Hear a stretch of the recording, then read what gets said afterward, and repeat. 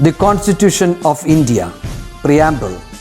We, the people of India, having solemnly resolved to constitute India into a sovereign, socialist, secular, democratic republic and to secure to all its citizens justice, social, economic and political, liberty of thought, expression, belief, faith and worship, equality of status and of opportunity, and to promote among them all fraternity, assuring the dignity of the individual and the unity and integrity of the nation. In our Constituent Assembly, this 26th day of November 1949, do hereby adopt, enact and give to ourselves this Constitution. Hello my dear children, welcome back. I know that all of you are preparing for your exams. Study well and try to score good marks. Okay. First of all the best for all of you. And coming back to the class. In the previous class, we have learnt about the importance of mass media in the field of communication and also the devices invented to make the communication better and easier. We have also learnt about the changes that mass media brought in man's life and also the advantages and disadvantages, right? I hope you understood the topic well. Today, let us move on to our new chapter. Before that, we have an activity to complete, that is advertisement. All of us are familiar with advertisements, right? You have seen several advertisements in newspapers and television, isn't it? What is an advertisement?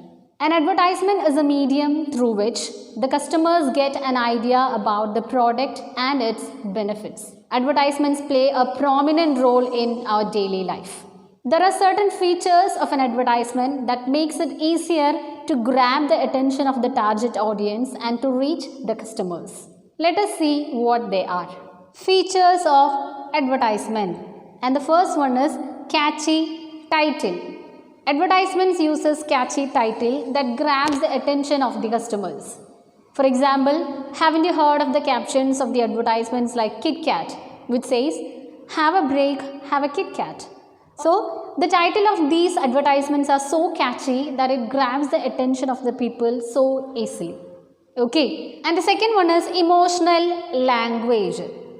The language that are used in advertisement should create sensational feelings in the customers. Okay. Now, the third one is limited words. So, the words you use in advertisement should not be lengthy. It should be short and sweet. That is brief. Okay. And the fourth one is colorful and attractive pictures. So, this is another feature of an advertisement of using colorful and attractive pictures, mesmerizing the customers. Okay. And the last one is attractive offers. Okay. So, these are the features of an advertisement that you should keep in your mind while writing an advertisement. Is it clear, children? Okay. Now, let us move on to our next chapter titled Books. It is a poem written by Eleanor Farjeon. Eleanor Farjeon, who was born on 1881 and died in the year 1965, was an English author of children's stories and plays, poetry, biography, history and satire. She won many literary awards. The Eleanor Farjeon Award for Children's Literature is presented annually in her memory.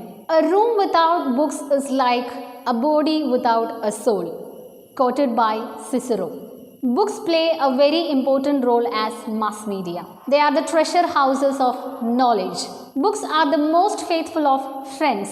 As a part of the mass media, books help the common people a lot.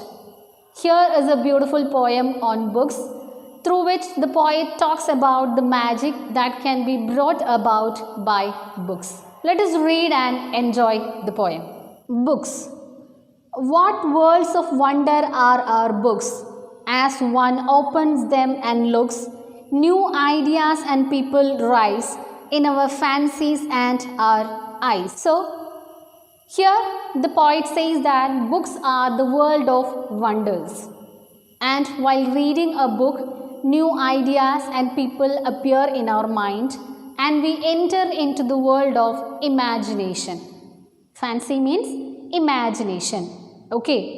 The room we sit in melts away and we find ourselves at play with someone who, before the end, may become our chosen friend. Melt away means disappear. So, as we go on reading, whatever is around us slowly disappears or vanish away. Our room becomes our playground, and in our thoughts, we find ourselves in some other world where the characters from the books are our chosen friend. The characters become our playmate. Chosen is the past participle of choose, and chosen means having been selected. Okay. Or we sail along the page to some other land or age. Here is our body in the chair, but our mind is over there.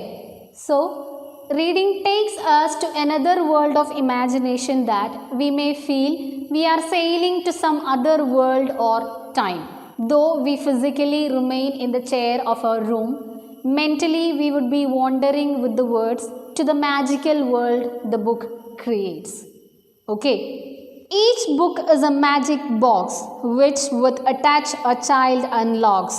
In between their outside covers, books hold all things for their lovers. So, here the poet calls every book a magic box. And the touch of a child unlocks the wonders that the books hold within. Unlock means open. Okay. And the one who loves books can find everything in its words that people would hardly seek for any other company. Here the poem ends. So, in the first stanza we have learned that the books take us into a world of wonders. Like if we are reading fairy tales or some other stories, we feel like meeting the characters in our world of imagination. Right?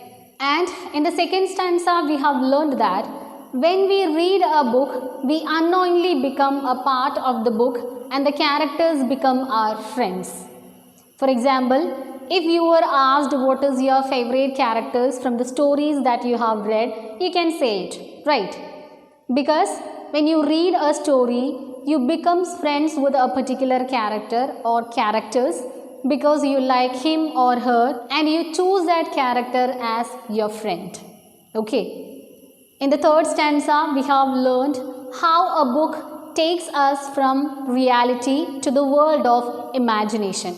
As the poet says, sometimes the book captures our whole attention that we forget everything happening around us. We will get zoned out of the reality of sitting in a chair in our room and reading a book. We will travel into another world where only the story and the characters exist. Sometimes you may not know that your mother called or that someone knocked on the door or the time had passed. Okay.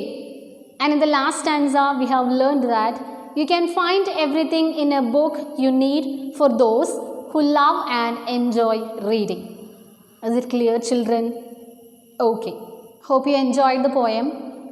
As I mentioned earlier, books enlighten us how it enchantingly creates a world of fantasy, wisdom, and wonderful experiences. As William Styron says, we live several lives while reading.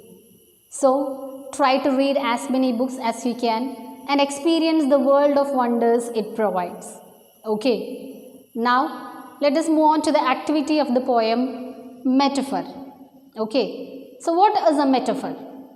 Metaphor is a figure of speech used to describe something referring to something else. ഒരാളിനെയോ വസ്തുവിനെയോ വിവരിക്കുവാൻ സമാന പ്രത്യേകതകളുള്ള മറ്റൊന്നിനോട് ബന്ധപ്പെടുത്തി പരാമർശിക്കുന്നതിനെയാണ് metaphor എന്ന് പറയുന്നത്. Okay, let us take a few examples. Now look at these sentences. The first one, he was a lion in the battle. Here the person described cannot be a lion literally. It means that he fought the battle so bravely and courageously, just like a lion. Okay. Now, my father is a rock. Here this expression is literally not true. It means that my father is a strong or strict person. Okay. And the third one, she is the apple of my eye. Here it means that she is very dear to me. Okay. So this is called metaphor. Is it clear, children? Alright. So in this class we learned a new poem, its summary, and also about metaphor. Hope you have enjoyed the poem and understood what a metaphor is. Go through the poem well. If you have any doubts, clarify it with me. Okay. And that's all for the day. I'll meet you in the next class. Till then, take care. Thank you.